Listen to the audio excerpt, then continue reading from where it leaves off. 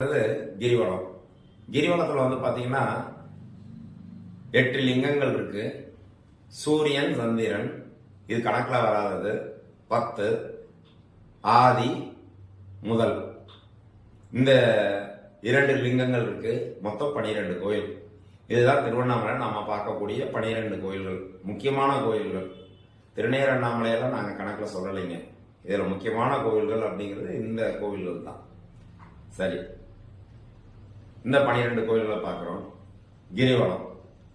கிரிவலம் அப்படிங்கிறது வந்து பார்த்தீங்கன்னா எல்லாரும் பௌர்ணமிக்கு தான் கிரிவலம் போகணும், பௌர்ணமி தான் கிரிவலம் போகணும் அப்படின்னு சொல்றாங்களே.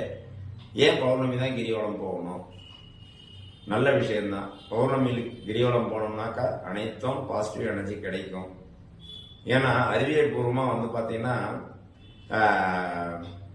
சந்திரனுடைய சக்தி அதிகமாக இருக்கக்கூடிய இடம் அப்படின்னு சொல்லிட்டு ஒரு 2 இடத்த சொல்லியிருக்காங்க. ஒன்று திருமலை, இன்னும் திருவண்ணாமலை.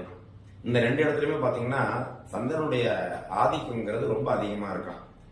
யார் ஒருவருக்கு வந்து பார்த்தீங்கன்னா சந்திரன் நீச்சத்தில் இருக்கோ அவனுக்கு தான் வந்து பார்த்தீங்கன்னா நிறைய பிரச்சனைகள் வந்துகிட்டே இருக்கும். அதனால தான் வந்து சந்திரன் உச்சத்தில் இருக்கக்கூடிய ஒரு நேரத்தில் போயிட்டு அந்த இடத்துல நம்ம இருந்தாலே அதனுடைய பலன் நமக்கு கிடைக்கும் அப்படிங்கிறது ஒரு உண்மை. இப்படி அந்த நேரத்தில் நம்ம போகணும், அந்த நேரத்தில் நம்ம போக முடியல அப்படிங்கிற பட்சத்தில் இதற்கு அடுத்தது, ஏன்னா நான் பௌர்ணமி கிரிவலம் அப்படிங்கிறது முக்கியம் இல்லை அப்படின்னு சொல்ல வரல, அது முக்கியம்தான். ஆனால் அதற்கு ஈக்குவலாக இன்னொரு நாளும் இருக்கு அப்படிங்கிறத நான் இங்கே தெரியப்படுத்தணும் அப்படிங்கிறதுக்காக தான் நான் சொல்ல வந்தேன். ஏன்னா நம்ம சுவாமியை வணங்க முடியாமல் வெறும் அந்த கிரிவலத்தையும் நம்ம முழுமையாக திருப்தியாக மனதார நம்ம கிரிவலமும் வர முடியாமல் இப்படியெல்லாம் நம்ம ரொம்ப அவசரப்படுவோம்.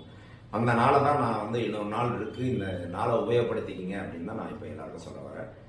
பௌர்ணமிக்கு அடுத்து வர முதல் திங்கக்கிழமை, அதாவது வருடத்தில் ஒரு 2 பௌர்ணமி மட்டும் பார்த்தீங்கன்னா திங்கக்கிழமையிலேயே வரும். அது நாம வேற வழியில் அந்த நாளில் போய் தான் ஆகணும். மற்ற நாட்கள் வந்து மற்ற பௌர்ணமிக்கு வந்து பார்த்தீங்கன்னா மற்ற நாட்களில் வரும். அந்த நாளில் வரும்பொழுது அதுக்கு அடுத்து வர முதல் திங்கக்கிழமை, திங்கள் சென்ற திங்கள் இதுக்கு பேரு, அன்னைக்கு வந்து நாம போகணும். இது இந்த போற இந்த நிலை இந்த முறை எப்படி அப்படின்னாக்கா சாயந்தர நேரம் நீங்க வந்து கோவிலுக்குள்ள இருக்கிற மாதிரி பார்த்துக்கணும்.